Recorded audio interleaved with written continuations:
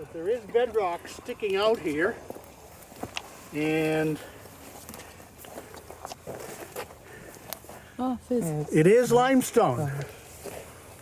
So this is a piece of the Frederick Limestone here, and it's sitting much lower because, as I said, it is soluble. It's quite a bit younger than the rocks over there. I'm taking the word of the geological map, which describes this rock. And it says people have found good datable fossils in here that says it's about 450 million years old. If I took the trouble and spent a lot more time around here, I could probably find those places where the fossils are. I haven't done that. So this again, this limestone is very characteristic of shallow tropical water. So this again is not the deep water rocks we saw at the first stop. It's a completely different sort of geology. It's shallow water. But one of the other reasons I stop here is because up at the top there in the field, let me go on up, you stay down here. I found a lot of rocks like this. This is a quartz cobble. It's vein quartz, like the quartz we saw at our first stop. And it's all through the fields up there. That's not the rock that you find as bedrock here. The rock you find as bedrock here is limestone. And these obviously have been carried quite a ways by a stream because they are nice and rounded. Wait a minute now. These were carried by a stream. This is a hilltop. How did these get up there onto the hilltop? Suppose somebody carried them up? No, that'd be sort of pointless. You know, take just loads of round rock and dump them over acres and acres of hilltop up here just for fun. Especially since that's farmland, and rocks in farmland aren't particularly what you're looking to have. Okay, the explanation is over that way. If you go you may have noticed as we came by here, there were signs for the C&O Canal. We're right along the Potomac River Valley here. And this was carried here by the Potomac River. That still leaves a problem. The Potomac River is a couple of 100 feet lower down in the valley over there.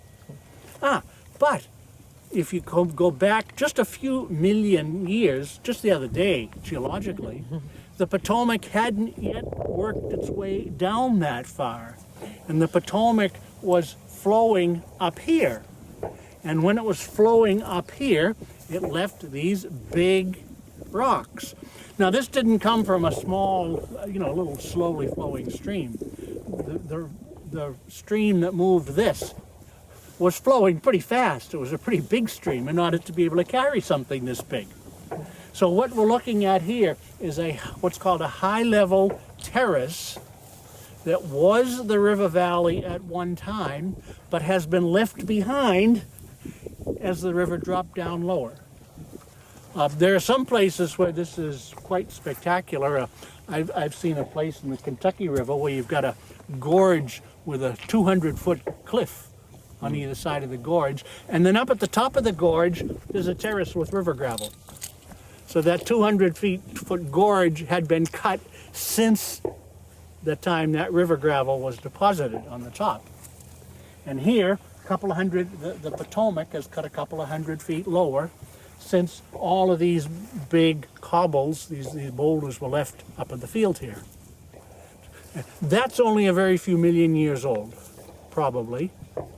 Exactly how old? That's a guess. We don't have any good data on that. Now, I can tell a story on myself on that one, because I mapped those high-level gravels in Kentucky. I was actually mapping the area for the U.S. Geological Survey. And when I found this gravel, I knew the story about it because other people had mapped it nearby. But I found what I thought was a tooth in the gravel. And I was so excited. we've got a fossil. We've got a way to identify this. We can put a date on it. Finally, nobody's been able to date these high-level gravels. So I took it into the office, and all the other geologists looked at it and congratulated me. Yeah, that looks good. So we sent it in to a vertebrate paleontologist, a paleontologist specializing in animals with teeth and bones. And just stay off the road here. I hate to lose students. And he sent back a little note saying, thank you very much, but this is a deformed bullet and we don't do ballistics. So I would have felt worse about it, except I had shown it around and other people thought it was a tooth too. But as far as I know, those high-level gravels in Kentucky and here are still undated. But the way I had to do it is the way somebody's going to do it eventually. These gravels, there were animals living here. Those animals did die, and there's a possibility that you could find a few bones and teeth in among the gravel. As far as I know, nobody's done it yet.